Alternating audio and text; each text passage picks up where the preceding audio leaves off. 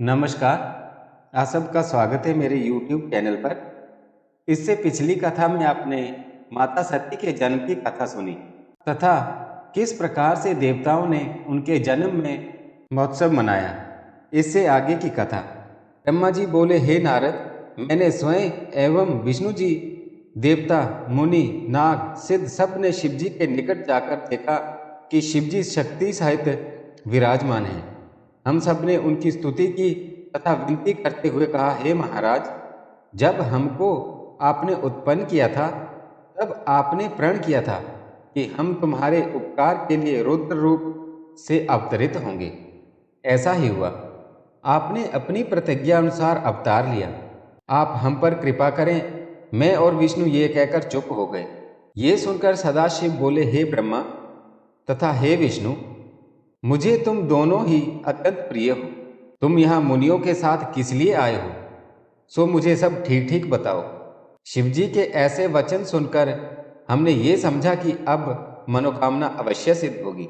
तब विष्णु और मैंने हाथ जोड़कर उनसे निवेदन किया, हे प्रभु, पहले आपने कहा था कि हम विवाह करके लोक कार्य सिद्ध करेंगे, सो अब वह समय आ गया है। आप अपने वचन का पालन कीजिए। शिवजी ये सुनकर हंसने लगे और बोले, हम तो योगी हैं, हम विवाह भोग से क्या संबंध। हमारा शरीर अवधूत है और हमारी सामग्री भी अशुभ है। हम इसी दिशा में बहुत प्रसन्न हैं। देखो, लोग विवाह से अधिक दूसरा कोई आनंद नहीं मानते, परंतु वह एक कारागृह के समान है, जैसा कि वेद भी कहते हैं। सो बात मुझे अच्छी नहीं लगती। तुम उसी के करने के लिए मुझे ये कहते हो। अच्छा, फिर मैं भी अपना वचन पूरा करूंगा और विवाह करूंगा, परंतु इसके साथ एक बात अवश्य है कि मैं जिस प्रकार की स्त्री चाहूंगा, तुमको मेरे लिए उसी प्रकार की स्त्री ढूंढनी होगी। वह स्त्री ऐसी हो जो हमारे तेज को सह सके, वह परम सुंदरी, कीर्त आयु हो और वह मेरी बात माने तथा पूरी तरह से मेरी सेवा करे। शिवजी के ऐसे वचन सुनकर मैंने तथा विष्णु ने हाथ जोड़कर उनसे निवेदन किया, हे प्रभु, आपके योग्य सर्वगुण संपन्न दक्ष प्रजापति की पुत्री है, जो आपके लिए ही महाकठिन तप कर रही है। आप वहां चलकर उनको वरदान दीजिए तथा उनसे विवाह कीजिए। इतना कहकर हम लोग शांत हो गए। तब शिवजी ने हंसकर कहा, तथास्तु। शिवजी के मुख से ये बात सुनकर देवता तथा मुनि जय जयकार करने लगे। इसके पश्चात सब विदा हो गए।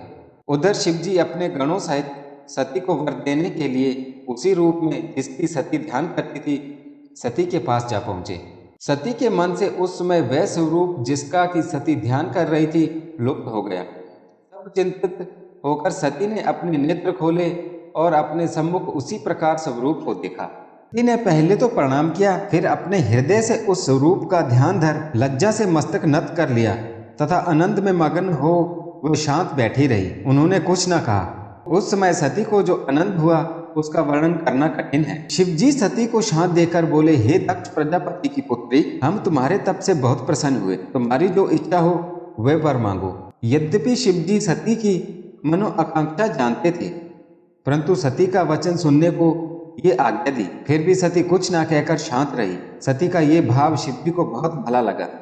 वे फिर बोले, मांगो, विलंब ना करो, तुम्हारी प्रत्येक मनोकामना पूर्ण होगी। इतनी कथा कहकर ब्रह्मा जी बोले, हे नारद, इस प्रकार जब शिवजी ने बार बार कहा तब सती बोली, हे महाराज, आप अंतर्यामी हैं। आप मेरे मुख से अपनी प्रीति सुनना चाहते हैं तथा संसारिक जीवों की भांति पूछते हैं, तो मेरा मनोरथ सुनिए। मैं चाहती हूँ कि आप मेरे पति हो और मेरे साथ विवाह करके मुझको अपने घर की दासी बनाएं। शिवजी ने सती के ऐसे वचन सुन प्रसन्न होकर तथास्तु कहा तथा अंतर्ध्यान हो गए। ब्रह्मा जी ने कहा, हे नारद, शिवजी से ऐसा वरदान प्राप्त कर सती अत्यंत प्रसन्न होकर अपने घर पहुंची। सती की सखियों ने उनके माता पिता को सती की संपूर्ण वृत्तांत बताया। उसे सुनकर उनके माता पिता अत्यंत प्रसन्न हुए। इतना कहकर सूत जी बोले, हे मुनियों, जब देवर्षि नारद ने ब्रह्मा जी से ये कथा सुनी, वे बोले, हे ब्रह्मा जी, आपके द्वारा वर्णित इस चरित्र को सुनकर मेरे संपूर्ण दुख नष्ट हो गए तथा मुझे आनंद प्राप्त हुआ। अब इसके आगे की जो कथा है वो मुझे बताने की कृपा करें। हे पिता, आपके समान शिवजी की पूजा करने वाला संसार में कोई नहीं है। नारद जी के ये वचन सुनकर ब्रह्मा जी बोले, हे नारद, जब तुमको ये वृत्तांत मालूम हुआ तो मैं प्रसन्न होकर शिव जी के पास गया। वहां हाथ जोड़कर उनकी बहुत स्तुति की तथा निवेदन किया कि मुझे क्या आज्ञा है। शिव जी ने उत्तर दिया, हे ब्रह्मा, सती ने हमारी बहुत आराधना की है तथा हमने उनको वर दिया है, सो तुम दक्ष प्रजापति के पास जाकर कहो कि वह हमारे विवाह की तैयारियां करें। यह कहकर शिव जी ने मुझे विदा किया। मैं उनकी आज्ञा पाकर दक्ष के पास पहुंचा तथा शिव जी की आज्ञा उन्हें कह सुनाई।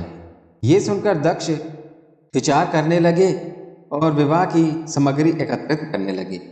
उन्होंने रत्नों सहित शिव जी के पास लगन भेजा और ये समाचार सबको भेजा। ये देखकर गण अत्यंत प्रसन्न होकर इधर उधर दौड़ने लगे। दोनों ही ओर से पूरी तैयारी हुई। उसके उपरांत शिव जी बारात सजाकर दक्ष प्रजापति के नगर की ओर चले।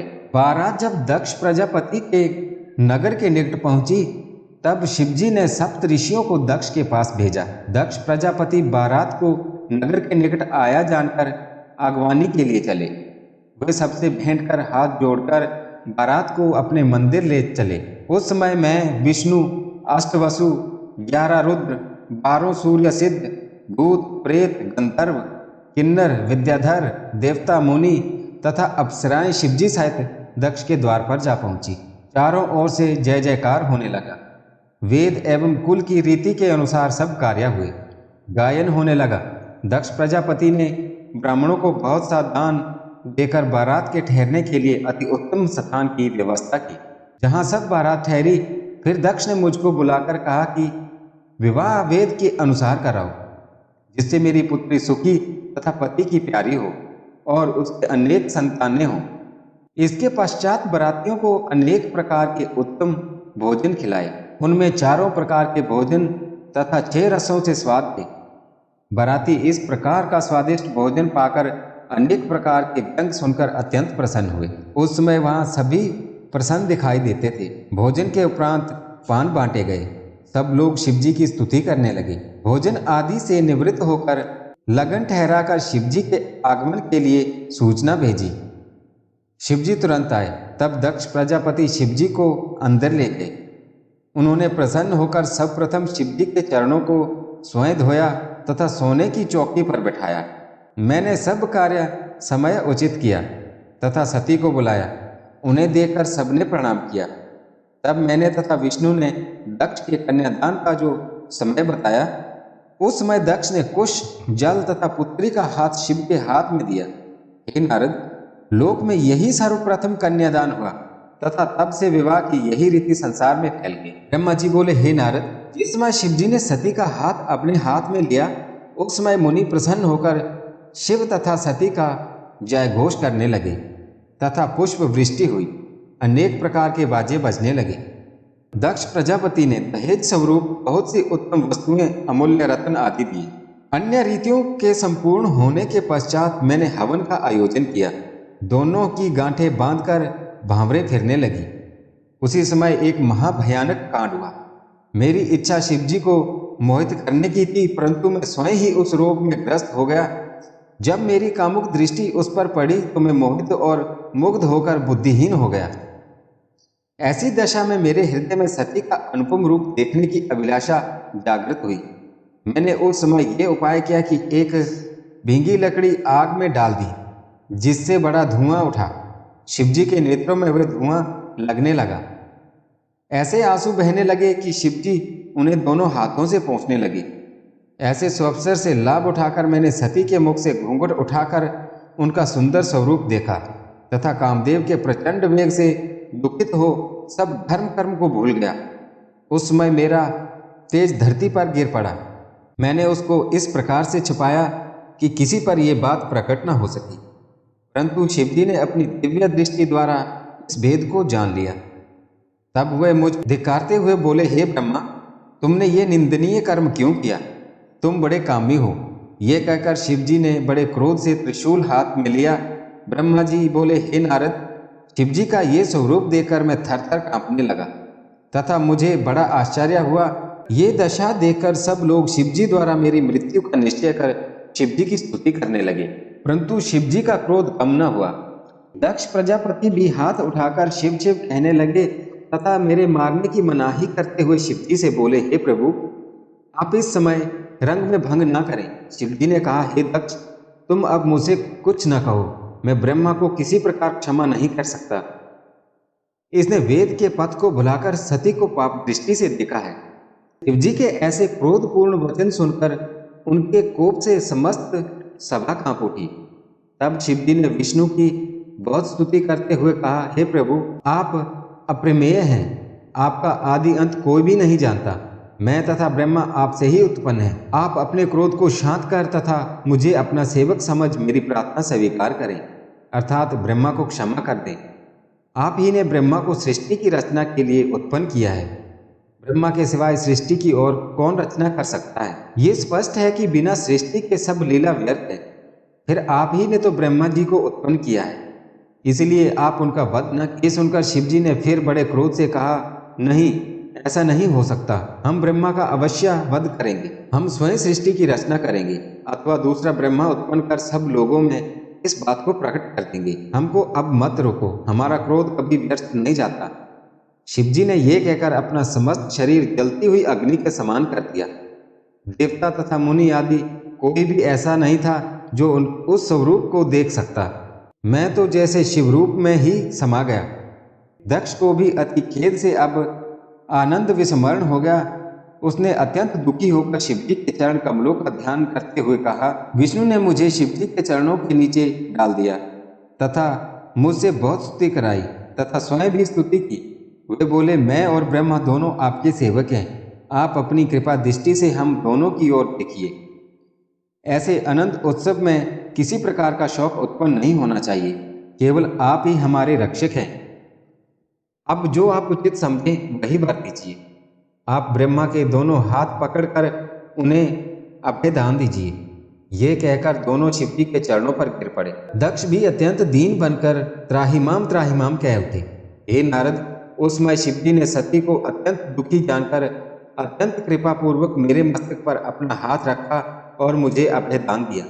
उस समय मैं तथा विष्णु अत्यंत प्रसन्नता को प्राप्त हुए। दक्ष तथा अन्य सभासद भी आनंद मग्न हो गए। उस हर्ष में भरकर मैंने भगवान सदाशिव की अनेक प्रकार से स्तुति की और ये कहा, हे प्रभु, आपने मुझे पाप रूपी समुद्र में डूबते हुए की रक्षा की है और नरक की अग्नि में पड़ने से बचाया है। अब आप कृपा करके वह उपाय बताइए जिससे हमारा ये महान पाप नष्ट हो जाए। ये सुनकर श्री शिवजी ने कहा, हे ब्राह्मण, तुम अपनी स्त्री सहित तपस्या करो, तुम्हारे पाप का यही प्रायश्चित है। जब तुम तपस्या द्वारा निष्पाप हो जाओगे उस समय तुम्हारा नाम रुद्रशिरा होगा और तभी तुम अपने संपूर्ण मनोरथ को प्राप्त होंगे। तुमने देवताओं का अधिपति होते हुए भी जो मनुष्य के समान निकृष्ट कर्म किया है उसके कारण तुम्हें मनुष्य योनि में जन्म लेकर लज्जा उठानी पड़ेगी। उस उपाय से तुम्हारा पाप नष्ट हो जाएगा। भगवान सदाशिव के श्री मुख से निकलते हुए इन वचनों को सुनकर मुझे तथा दक्ष को अत्यंत प्रसन्नता हुई। इतनी कथा सुनकर नारद जी ने पूछा, हे पिता, जब भगवान सदाशिव का क्रोध शांत हो गया और वे प्रसन्नता को प्राप्त हो गए तदुपरांत क्या हुआ, वे मुझे बताने की कृपा करें। ब्रह्मा जी बोले, हे नारद, जब भगवान सदाशिव मुझ पर प्रसन्न हुए और उन्होंने मेरे तेज को पृथ्वी पर चमकता हुआ पड़ा देखा तो मुझसे कहा, हे ब्राह्मण, ये तेज अत्यंत तेजस्वी दिखाई देता है, अतः इसे नष्ट नहीं करना चाहिए। जिस समय तुम्हारा तेज पृथ्वी पर गिरा था उसी समय मेरे नेत्रों से कुछ आंसू भी गिरे थे। उन दोनों के सम्मेलन से 4 मेघों की उत्पत्ति होगी। शिवजी ने इतना कहते ही 4 मेघ उत्पन्न होकर आकाश में छा गए और गरजते हुए पानी बरसाने लगे। परंतु उस समय शिवजी के भय के कारण वह वर्षा धीमी फुहारों के रूप में हो रही थी। उस वर्षा को देखकर शिवजी तथा अन्य सभी सभासद अत्यंत प्रसन्न हुए और सर्वत्र आनंद भर गया। उसके उपरांत शिवजी की आज्ञा अनुसार विवाह की अन्य रीतियां पूरी कराई गई। हे नारद, ये सब हो जाने के पश्चात विवाह के बाजे फिर पहले की भांति बज उठे।